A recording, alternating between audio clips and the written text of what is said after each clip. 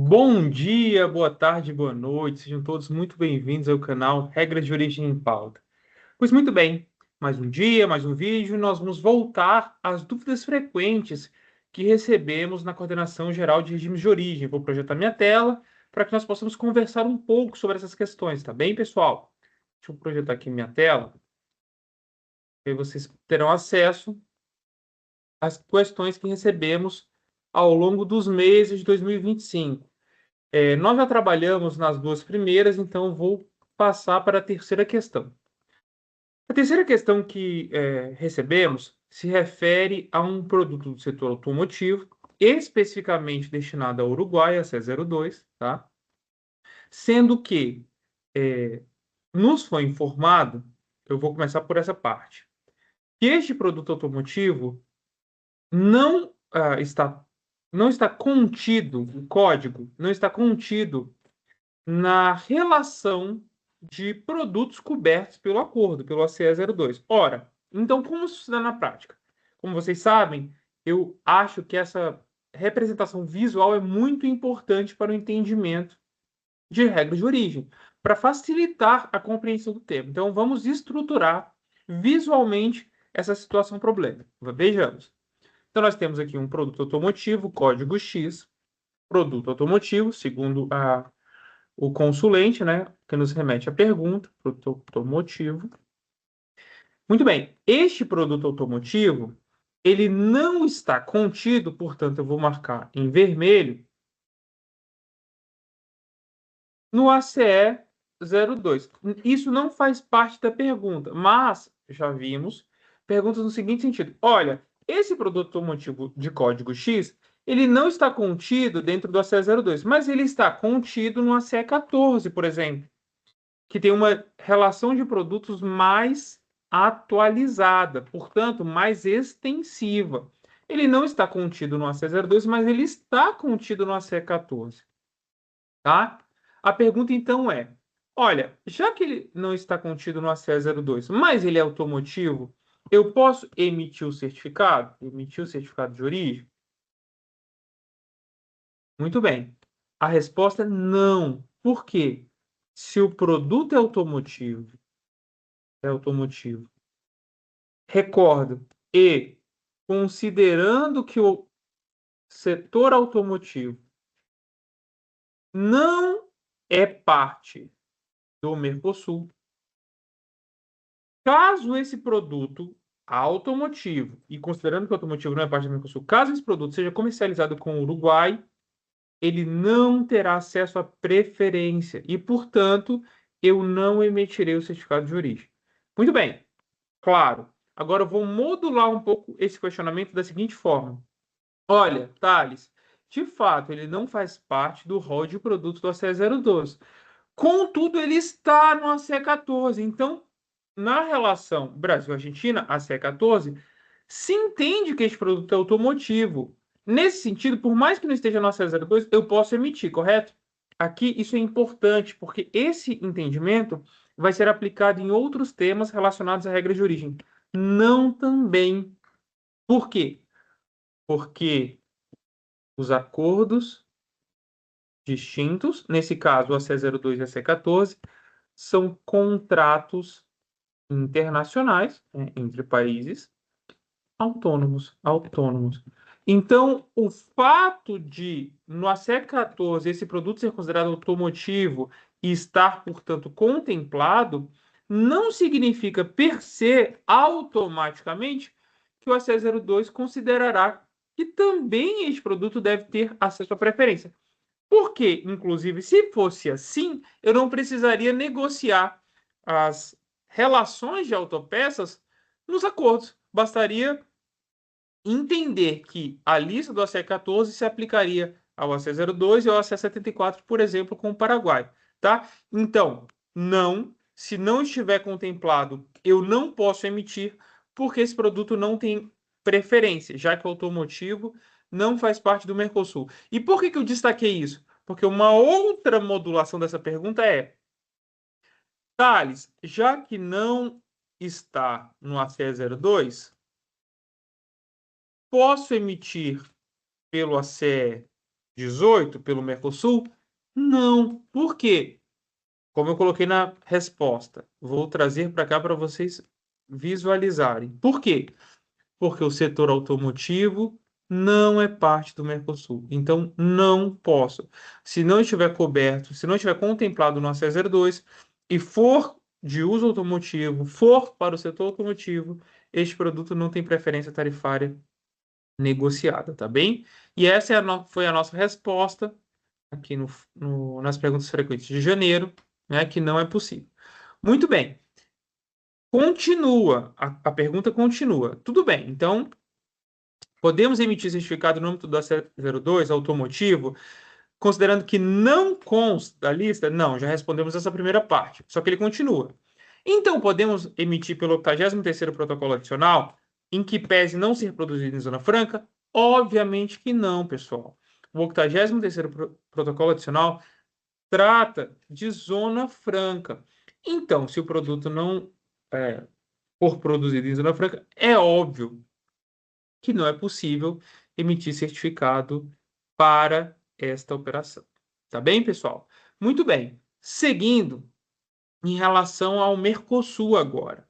Nós recebemos uma pergunta muito interessante e também eu vou apresentar aqui uma modulação. A primeira pergunta, na verdade, a pergunta efetivamente recebida é a seguinte: a entidade emissora alega que não se sente confortável com as informações que recebeu, ou seja, pelos documentos, de fato, o produto é originário, mas a entidade entende que aqueles documentos não estão condizentes com a verdade, há dúvidas. Então, é importante destacar para vocês, entidades que me escutam, e para vocês, operadores de comércio exterior, que as entidades, como delegados do serviço público, têm total condições legais para questionar a origem da mercadoria que certificaram, inclusive porque elas são corresponsáveis.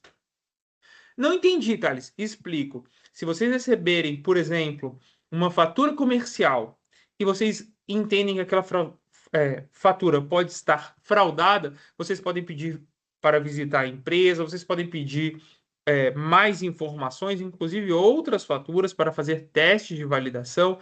Enfim, as entidades emissoras, elas, ao serem delegadas pelo governo federal, elas têm a prerrogativa de se assegurarem que as mercadorias certificadas são de fato originárias, tá bom, pessoal?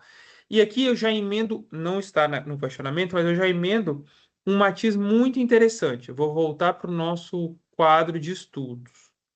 Deixa eu abrir aqui para vocês. Um matiz muito interessante. Qual é? Vejamos a seguinte situação problema. Deixa eu eliminar essa primeira parte, que vocês já entenderam, né, sobre o setor automotivo. Vamos lá. Deixa eu reduzir aqui para vocês visualizarem. Então, eu tenho empresa A, tá? Empresa A, que vai vender no mercado brasileiro para a empresa B o motor de geladeira. Bem? Muito bem. A empresa B, por sua vez, produz a geladeira e exporta para a empresa C na Argentina. Então, aqui há uma exportação de geladeira. Muito bem. Para determinar se a geladeira é ou não originária, por isso eu vou colocar aqui em amarelo, o motor é imprescindível, tá? A empresa B, como comprou no mercado doméstico, então isso aqui se dá, para que fique bem claro para vocês, isso aqui se dá no Brasil. Como a empresa B comprou no mercado doméstico, ela entende que este motor é originário, é brasileiro. Isso está correto? O motor pode ser motor presumido como originário? O que vocês acham? Pausem o vídeo, por favor, e respondam no comentário. O motor pode ser presumido como originário? Não. Obviamente que não. Por quê? Porque se você deseja preferência tarifária, se você está solicitando, você tem que garantir que os seus insumos são originários, tá? Então, como a empresa B fará isso? A empresa B pedirá o layout da fábrica, faturas de compra de insumos do motor. É razoável? Vocês imaginam que isso se dá no mercado? Não, é natural que não. Mas a empresa B tem que se resguardar. Então, por exemplo, ela pode fazer um contrato de reconhecimento da origem das mercadorias. Ou seja, a empresa A assinará que este motor é originário e garantirá a sua disponibilidade em participar de uma eventual verificação de origem da Argentina. O fato que me chama mais atenção, e eu quero destacar isso com vocês, porque recebemos muitas consultas nesse sentido. O único elemento de vir do Brasil é insuficiente, eu vou sublinhar, é insuficiente para considerar que este produto é originário, tá? Dependerá se de fato houve produção no Brasil, se o motor de geladeira atende, alcança o seu próprio requisito específico de origem, tá bom? Repito, Thales, estou em dúvidas. Perfeito. Vocês podem voltar, ver este e os outros vídeos que já gravamos sobre critérios de origem, certificação, ok. O que eu quero deixar registrado aqui, o ponto cerne é: comprar no Brasil não significa que o insumo é brasileiro, que o insumo é originário, tá bom? Há de se resguardar. Ótimo. Se a empresa B conhecer a estrutura de produção da empresa A, tiver acesso a notas fiscais de compra de insumos, perfeito. Ela própria tem segurança de que a empresa A produz um motor de geladeira originário. Ótimo. Só que o comum do mercado não é esse conhecimento, não é? Não é que a empresa B tenha posse desses dados. Então, naturalmente, a empresa A não quererá abrir. Este é o padrão. Confidencialidade, né, segredo industrial, enfim. E por isso a sugestão é este contrato de reconhecimento, no qual a empresa A, e aqui vamos ter dois elementos para fecharmos esse ponto, no qual a empresa A garante, ela assina, ela se compromete, né, inclusive em arcar com qualquer ônus derivado do não cumprimento, garante que é originário. E ponto 2, está disponível para comprovar a origem se houver verificação. Thales, mas isso não afeta a confidencialidade?